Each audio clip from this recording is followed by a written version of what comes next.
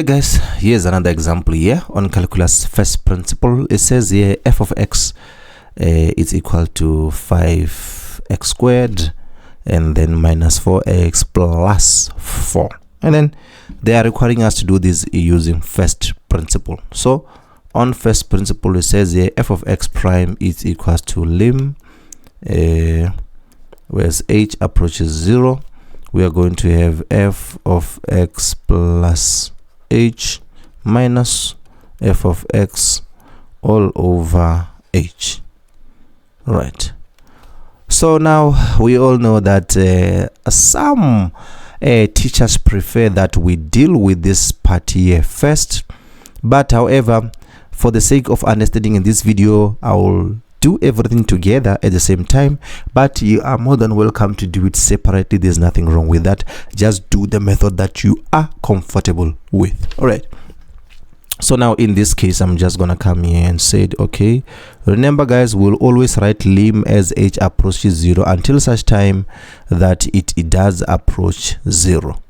Right, therefore here we go. This looks like a dot. I hope you guys can see. I'm just gonna be as slow as possible for the sake of understanding on this video, because the algebra can get really tedious if we don't understand what we are doing. So just gonna put a line there. It's gonna be a very long line. There you go, all over h. So here in the space of x, we're gonna put x plus h. There you go. But in this case, it's going to be squared minus 4. In space of x, we're going to put x plus h, and therefore there's a plus 2 there, minus all in bracket the whole equation of f of x. Okay, plus 2, close bracket, all over h. So now we're going to come here again, we write as lim h approaches 0. There you go. So what do we do now? We have to expand this one. Here we have to remove a bracket with -4. Here we need to multiply throughout with a negative sign. Right, let's go ahead and do that. Okay, x plus h double bracket x plus h. Here multiply throughout by a negative. We're going to have negative 4x, and then -4 multiplied by positive h is going to be -4h. Be careful guys, take your time, don't rush, because you really don't want to mess up your algebra after so much hard work of substitution. All right, here we're going to multiply throughout with a negative. Negative times -5x squared is going to be -5x. Negative times -4x is going to give us positive 4x. Negative times positive 2 is going to give us -2. Therefore this should be all over h. Okay, I hope you guys are with me. If you're not following guys, please let me know on the comment section below that say when you moved on step number 3, I kind of lost you there. Then I will see what I can do. I'll rather give you a comment or make another video where I will see that you guys understand or you didn't understand. If you understand, please give this video a like, share it with your friends, your classmates, your colleagues, your brothers, your sisters, and whoever really needs this video and they can learn from it. All right, so let's go ahead and then remove the last bracket here. X times x, we're gonna have 5 here. X is going to give us x squared. X times xh is going to give us xh, and then h times x. Therefore when you add them together, they're gonna give us 2xh. Therefore x times h plus h squared, close bracket. And then therefore let's have a look at here. What do we have? We've got a positive -4x and a positive x. They would cancel out. We've got a positive 2 there and a -2. They would cancel out. Therefore we're left with -4h and then a -5x squared all over h. Therefore we would continue again here, h as h approaches 0. Therefore all over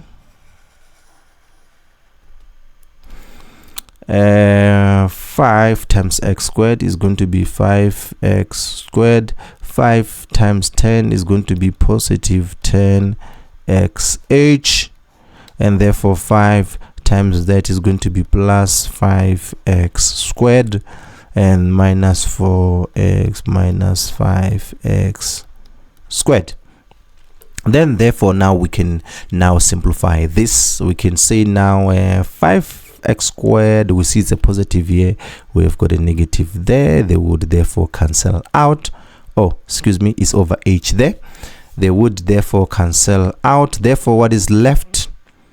We are therefore going to be left with lim as h approaches 0. Remember what I said, guys, always write it until it has approached 0. So what are we left with? We're left with 10xh.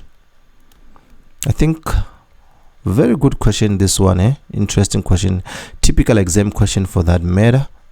Okay, minus 4. Now we have got h there, we have got h squared here, we have got h here.